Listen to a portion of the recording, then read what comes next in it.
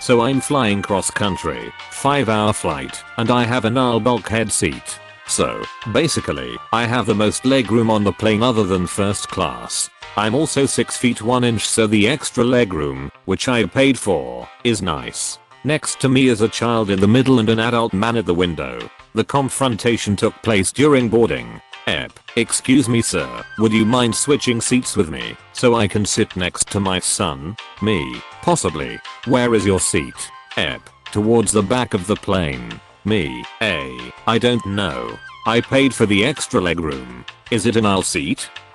No, it's the middle seat. Me, I'm sorry, but that's not even close to a fair trade.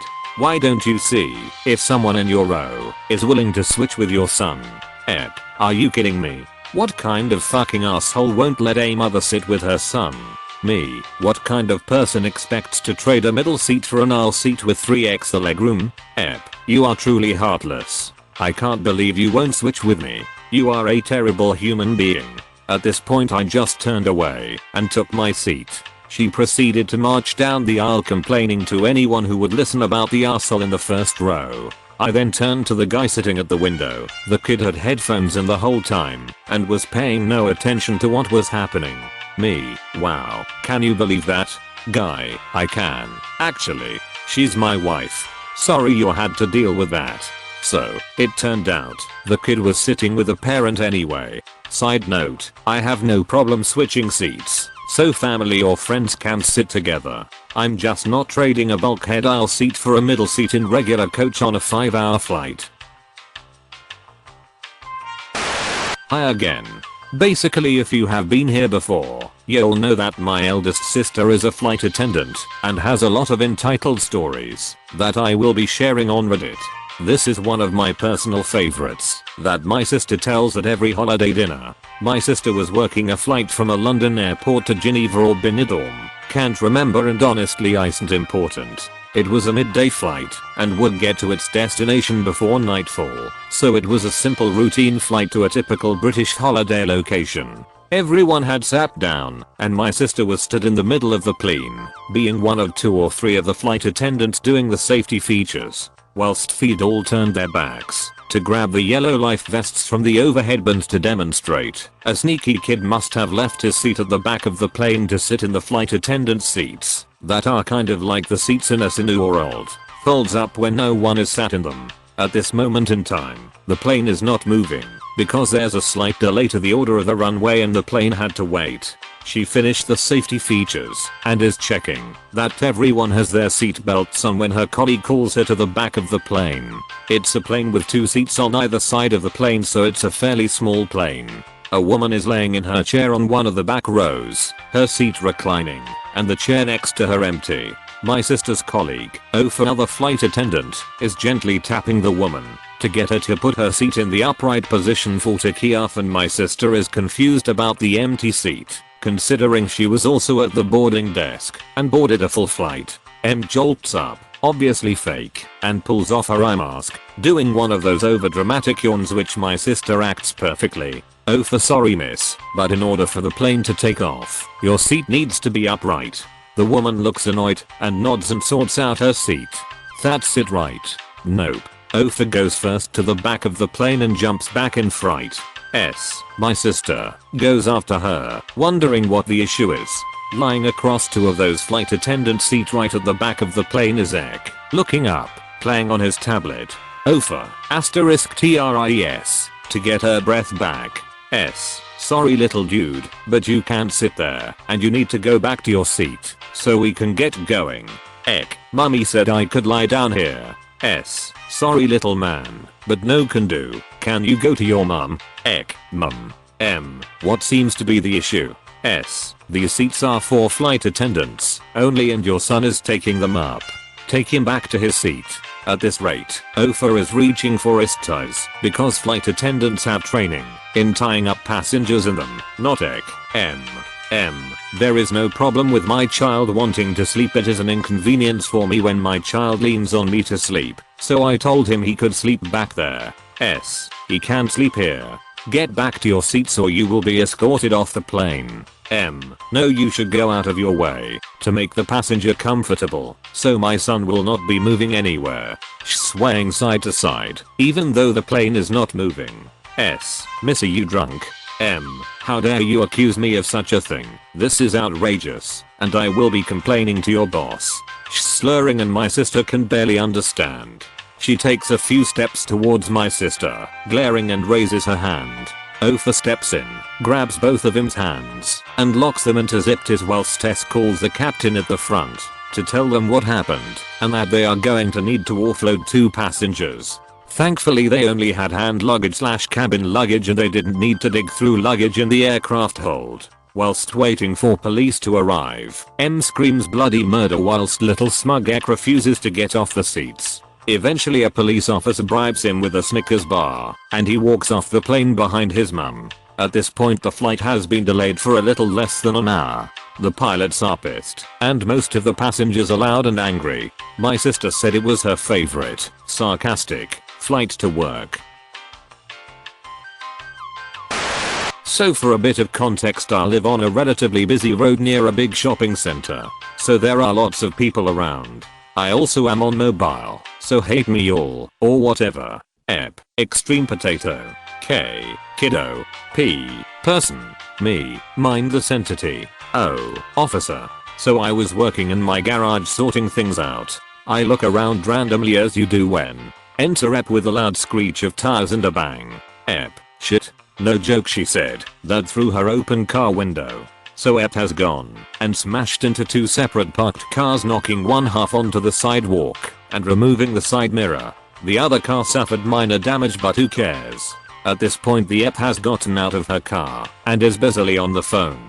Strange that she dialed D so quickly and checking all the damage on her car. It was a big 4-wheel drive, so wasn't damaged badly. After inspecting her car and ignoring her kid who she had in the back, about 3 to 4, she walks off to the cars she hit. Seems normal, right? Wrong. She proceeded to yell for the owners of the crashed cars to come and apologize. Now these people are clearly not there, and the M is getting angry by the minute. Enter P. P, is there a problem? M, yes. Is that your car? P, no, but you have left your kid in your cab. M, don't you tell me how to parent. P, I said nothing like that. Me, no, he was just trying to help. Stop yelling. M, shut up. I'm calling the cops. Me and P exchange confused looks. Fast forward a few minutes, the cops actually arrive, surprisingly. Oh, what seems to be the problem? M, these 2 crashed into my car and are refusing to give me their details. Me, wire. P, WTF. M, pay for my car now. Oh, please give this lady your details. Me, what? M, now. Me, no. Firstly, you crashed into those cars, and second, I'm under a age to legally drive. Oh, M, arrest him for driving without a license. Me, I was not driving. M, hurry up, my K needs to go to her swimming lessons. Me, I don't have a car. M, shut up, you lying fat N asterisk asterisk asterisk. Note, I'm skinny and definitely not black. Oh, lady, stop screaming or I will arrest you for wasting police time. M, oh, sorry about all this, folks, please go about your day. At this point the M is pale and scared. Then she does the stupidest thing possible. She runs. M was later arrested for resisting arrest and also for attempted fraud, trying to get us to pay for her car, of which I found out later was not hers as she was borrowing it, and that it also wasn't insured. To me this is just a new level of stupidity. Also, this is my first time posting, so any advice is appreciated. I was talking with an old friend a couple hours ago, and this story came up. Thought it would be nice to share it. Back in 2013, it was around spring break and there was a local tournament in the local Geek Plaza. People playing card games like Magic and UGR, plus other video games like Smash Brothers and Halo. Prize was nothing extraordinary, just a coupon giving you a free meal for 2 at a local restaurant and some other coupons giving discounts to other things like movie theaters or Pizza Hut, so most people participating are just in for the battles and competition. Here we used a local rule banning most top Pokemon like Mewtwo in order to keep things more or less equal, but we still allowed other powerful Pokemon, pseudo-legendaries, to participate. Not going to get into much detail, but in order to get the best competitive Pokemon you normally have to either breed a Pokemon until it produces an offspring with the characteristics you want, or if it is a legendary/event Pokemon, you save in front of them and keep resetting the game until you get it with the stats you want. Also possible to get are shiny Pokemons, variations of a Pokemon with a different color. Many players spend hours breeding or resetting their games in order to get one. I was lucky at the past generation, Diamond, Pearl, and managed to get a rare Pokemon, Darkrai, with a shiny coloration after less than 50 resets. Nature wasn't ideal, but I was proud of it. At this Geek Plaza there was a pretty obnoxious and rude kid that usually battled everyone with a team full of legendaries. Let's call the kid Fish, since was somewhat bug-eyed, no eyeglasses, all natural, and for some reason had his mouth open most of the time. Like a fish. I don't think he had asthma or some other breathing problem, since he was very well capable of screaming insults. Fish spent most days trash talking other players and defeating them with his all legendary team, and since he was around 10-11 year old, I think, his voice had yet to break. Nobody told him anything, even if he was annoying.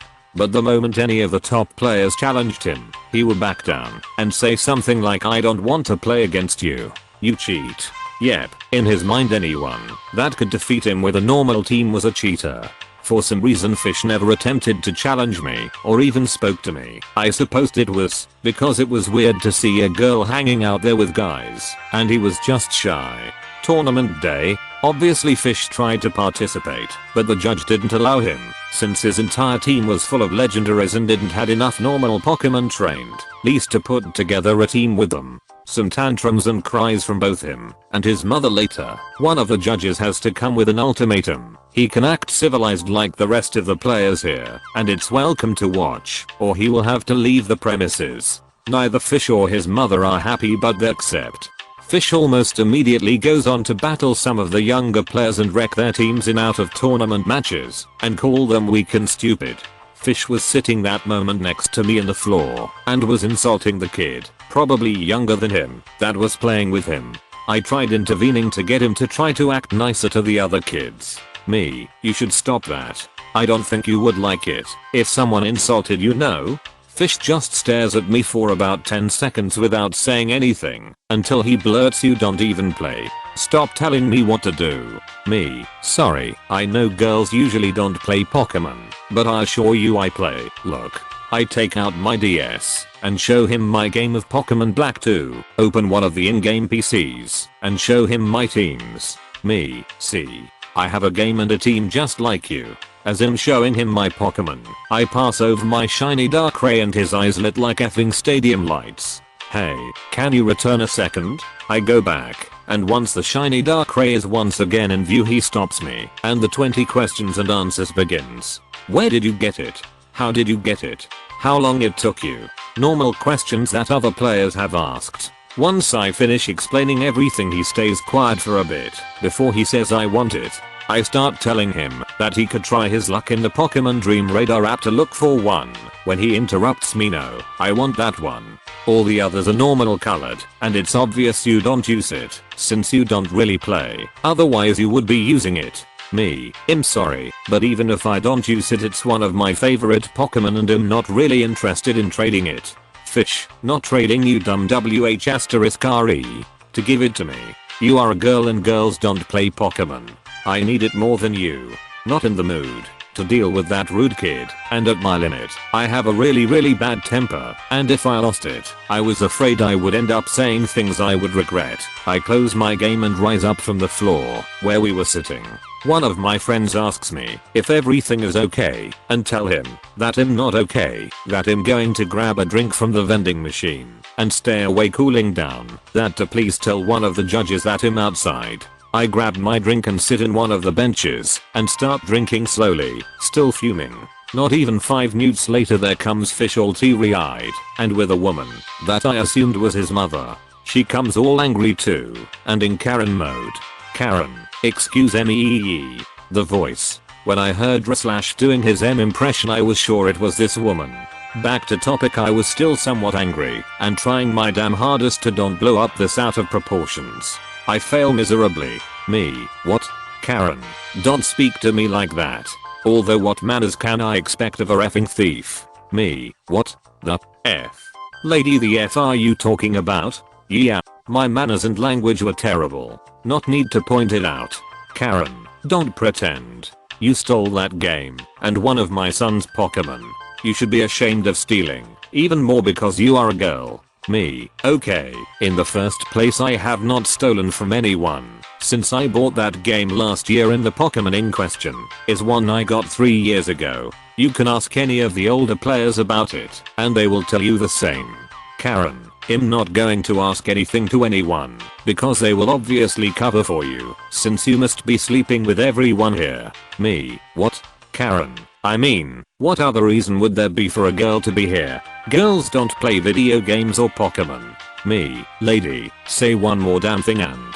Luckily I wasn't allowed to finish that sentence since my friend and one of the judges came to get me. Apparently my friend saw Fish and his mom make a beeline after me and he deduced that there would be problems. To don't make this story even longer, the judge heard everything and told the mother that I had been a regular at that plaza for almost 10 years, that it was my game, that I was a good enough player to be able to compete in tournaments, and that kind of accusations she was saying were pretty serious and wouldn't be tolerated.